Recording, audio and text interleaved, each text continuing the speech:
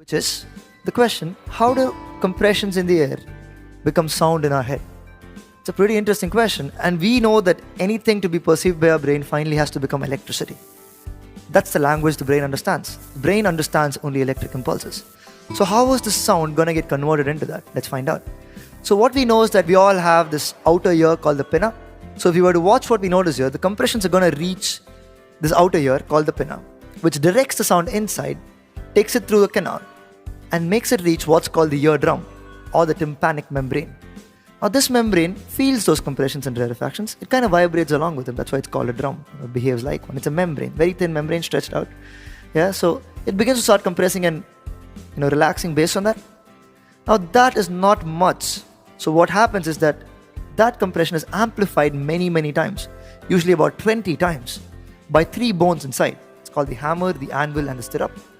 So these three bones amplify that little sound that you have, the little compression and rarefaction, and that part of this amplification happens in what we call the middle ear. So the middle ear from the outer ear, the pinna, it goes inside. These three bones make up the inner ear. They amplify the sound. So the outer ear's purpose, bring it in. Collect the sound, bring it in. The middle ear's purpose is to amplify the sound. And after this amplification occurs, this sound is allowed inside the inner ear by what's called the oval window. And this oval window puts it inside the inner ear, which is called the cochlea, where this sound is converted into electricity. Now, you would find out how exactly this is done. There is a fluid inside the cochlea which begins to start vibrating at this level, at the same range at which the air vibrates and then the bones vibrate.